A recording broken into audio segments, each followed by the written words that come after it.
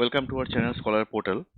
তো বন্ধুরা দেখো, আমি আমাদের মডেল লেয়ার 3 এর মডেল পেপারে একটা প্রশ্ন ছিল, যে এরকম প্রশ্নটা ছিল যে 20 পাতার একটি বইতে একটা পাতা হারিয়ে গেছে। ঠিক আছে, 20 পাতার একটা বই আছে, ধরো সেখানে একটা পাতা মিসিং আছে। বাকি পাতাগুলোর নম্বরের সমষ্টি 195 দেওয়া আছে, বাকি যে পাতাগুলো। তাহলে হারিয়ে যাওয়া পাতাটির নম্বরের সংখ্যা দুটি কি কি? ঠিক আছে, এই ছিল প্রশ্ন। মানে এখানে বলা হয়েছে যে একটা বই আছে, তার 20টি পাতা আছে। ওই 20টি পেজের মধ্যে একটা পাতা মিসিং আছে। ঠিক আছে, এবার বাকি যে পাতাগুলো আছে তাদেরকে যদি যোগ করা হয় তার সমষ্টি 195 দেওয়া আছে। তাহলে হারিয়ে যাওয়া যে পাতাটি আছে তার নম্বরের সংখ্যাটা চেয়েছে।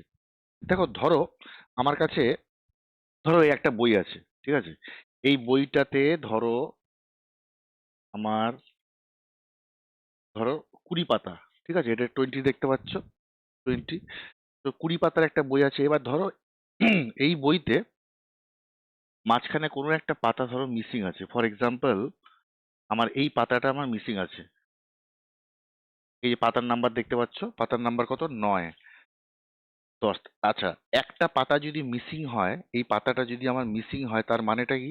এই পাতার সাথে অ্যাসোসিয়েট হয়ে রয়েছে কোন দুটো সংখ্যা, তাই তো? যে কোনো পাতায় যদি মিসিং হয়, আমার দুটো সংখ্যা তার মানে মিসিং হবে। ওই দুটো সংখ্যা চেয়েছে। ঠিক আছে, যেমন ধরো এই পাতাটা যদি মিসিং হয়, 9 number, page number 9 and page number 10। এই যে 10, তাহলে এই 9 আর 10 তার মানে মিসিং হয়ে যাবে, তাই তো?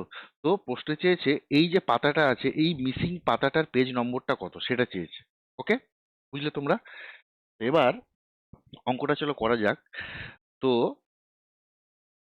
মনে করি, মনে করি যে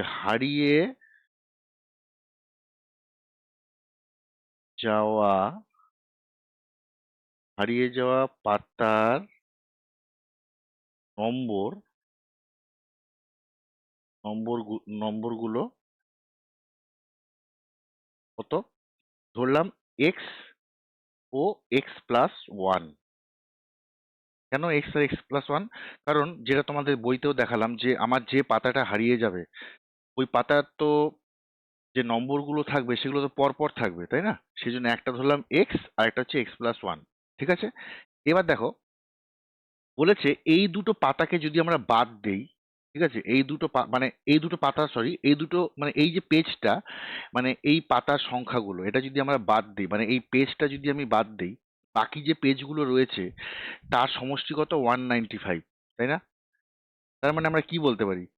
আমরা বলতে পারি এই পাতা দুটো বাদ দিয়ে, এই পাতা দুটো যদি ধরে নিই, এটাকে ছাড়া হচ্ছে 195, তাহলে এই পাতা সমেত, এই এই পাতাটা সমেত, মানে এই সংখ্যাগুলো তার মানে সমেত টোটাল যে 20টি পাতা আছে, সেই 20টি পাতার তার মানে যদি যোগ করি, যোগফল কত হবে?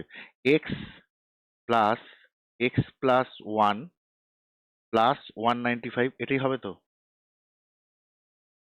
তাই তো? এবার দেখো, বইটার টোটাল পাতা কত? 20টি পাতা। আমরা 20টি পাতা নিশ্চয়ই 1 2 3 4 এভাবে 20 পর্যন্ত থাকবে। আমরা জানি n সংখ্যক সংখ্যার, n সংখ্যক পরপর যে কনজিকিউটিভ সংখ্যা থাকে তাদের যোগফলের সমষ্টি কত? আমরা ফর্মুলা কি জানি? ফর্মুলা হচ্ছে n/2 ইন্টু প্রথম সংখ্যা মানে 1 প্লাস শেষ সংখ্যা, তাই না? তাহলে এটা যদি আমরা করি, এখানে n এর মান কত? 20, বসাচ্ছি 20/2 ইন্টু 1 প্লাস 20, কত হলো? 10 ইন্টু 21, অর্থাৎ 210, তাই তো? তাহলে এবার দেখো, এই যে আমাদের এক্স প্লাস ওয়ান প্লাস 195, এটাই তো 210 হবে না? তার কারণ আমার এটা হলো টোটাল 20টি পাতার যোগফল, আর এখানে মিসিংটা আমরা ধরে নিয়ে ক্যালকুলেট করেছি এটা। অর্থাৎ এটাই ইকুয়াল টু, দেখো কত লিখতে পারি আমরা, 210, or 2x plus 196 is equal to 210। Clear? Or তাহলে আমার 2x কত হচ্ছে? 210 মাইনাস 196, যদি আমরা করি, কত হচ্ছে? 4 14, তাই তো?